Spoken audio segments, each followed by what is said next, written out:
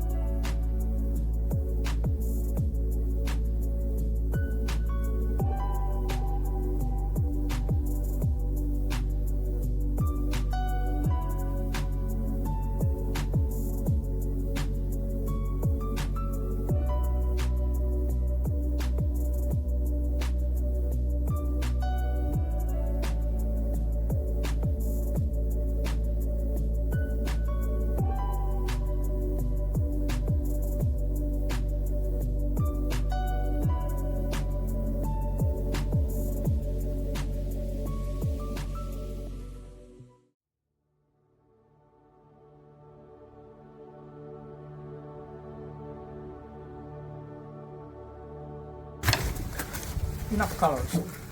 Looks too good to eat, doesn't it? Tuesday! Well, here we are back after an incredible gastronomic, culinary delight from this wonderful couple, Johanna and Miko. And so now we want to hear a little bit about them and their journey and this incredible space they're creating here at Zen Space. Yes, it was named after me, right? Yeah, sure. So please present yourselves and talk a little about what you're doing here, this incredible community, and a little bit about your background. Ladies first. Oh. Yeah, we came here about 3 years ago and started to build this Zen Space, and we want to build a place for holistic well-being, and we want that people are here can find a peaceful place and have nice deep conversations together. And and a little bit background of us. We met each other a little bit less than 10 years ago and shared our common dreams, which kind of included something like this, a place where people can meet, can heal, can maybe share their knowledge and information that they have gathered on their life paths. And currently in Finland we have a guest house that also has holistic healing modalities like hyperbaric oxygen chamber, and we've been helping people who have had problems with the spike proteins and other health challenges. And we want to create maybe something similar here. Let's see how things will flow. And this village here, we actually had this project to find the suitable place. for to make a place like this. Zen Space came to the name, but first we went more to the Mediterranean area, more like southern Europe. But then we decided it must be a place which is warm also in the winter, and then we looked more to Asian countries, and Cambodia was chosen in the end. We traveled like 6 months on different Asian countries, and this felt the best spot. And what are you individually doing on your healing journey that you find particularly helpful for your personal health and well-being and spiritual well-being? That's a very good question and a big one. And 20 words or less. Yeah, I have been working in health-related business a long time, and I know a lot about supplements and things.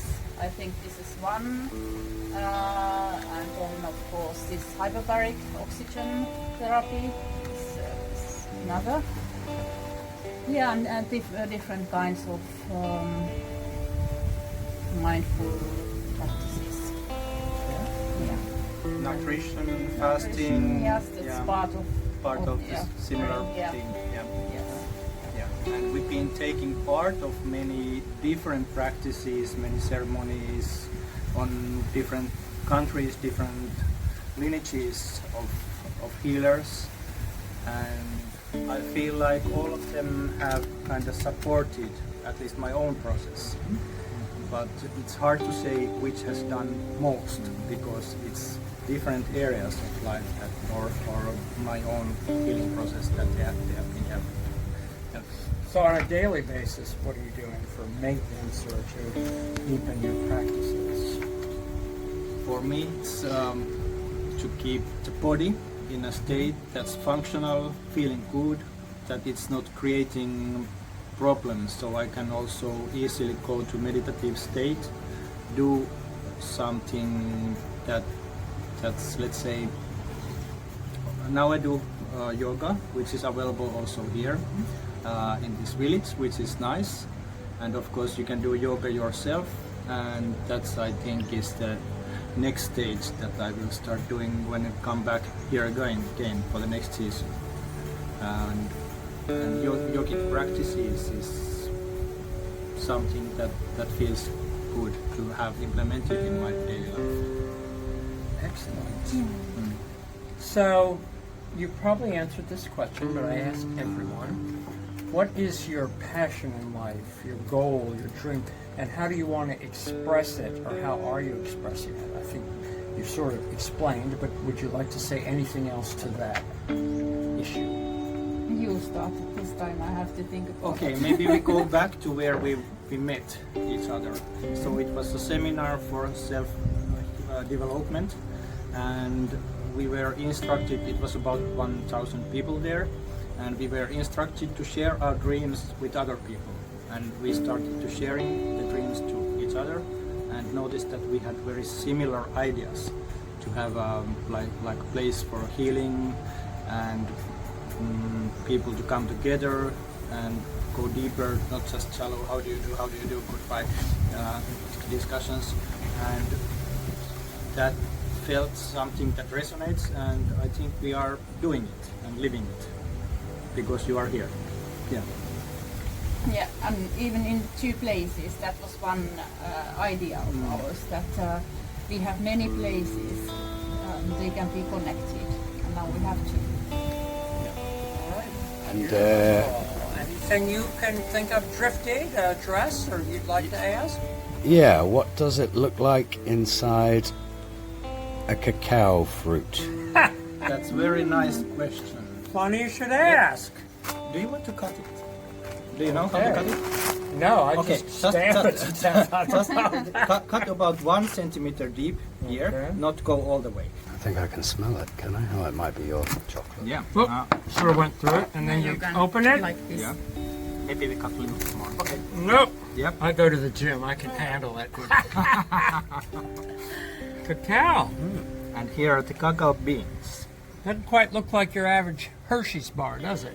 And they are very nutritional, and Just take one.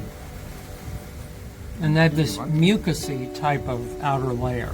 Yeah. You can take a spoon and Can you just eat it like Yep. this? yeah, yes, a spoon. I think we can use this one. Oh, it's really like a fruit. Yeah. This is what chocolate's made from. Yeah, and it's highly psychoactive. So Wait till soon you it get will to the be bean dripping. in the middle. No, Psychoactive. no. It's not so ripe as some are because it's still a little bit green. The outside is nice. The inside is. So it even gets sweeter Yeah. inside, right? Yeah. I've actually, And I can cut here one to show how the bean is inside. The outside's really nice. The inside's a bit.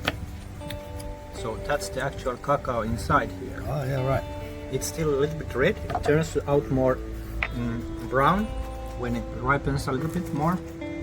And that's the part the cacao is made from. Wow. And Claire does this cacao here in the village. Ah. So she has it's grown actually here in the village. not grown, but it comes from Battambang, from a small farm, but it's processed here. Yeah. Nice.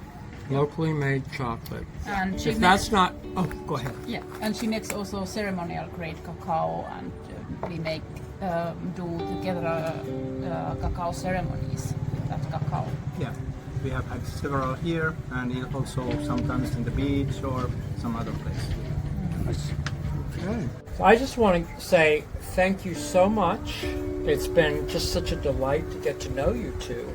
And from the time I've spent with you and the delicious nutritional food and what you're doing here, you are doing what they say, walking the walk. You're not just talking the talk. And this is what we're all about here, highlighting significant people doing wonderful things in the world and sending that ripple of health and love and oneness. So thank you so much for the service you do to humanity and the earth. Thank you.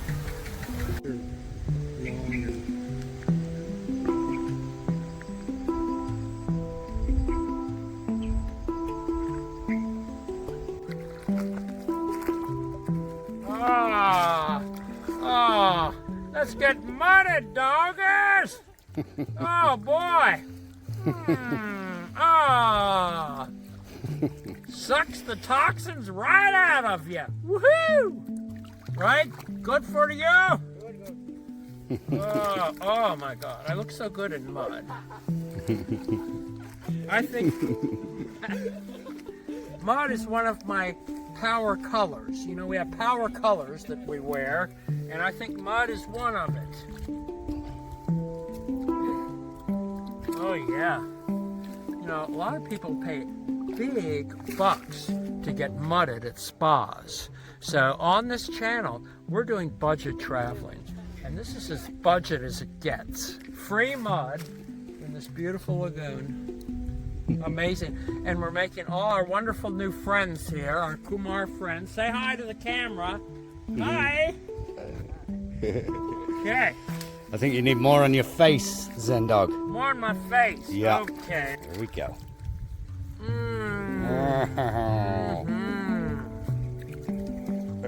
Oh my God. Oh yeah. I can just feel my skin coming alive with all the toxins being sucked out of it.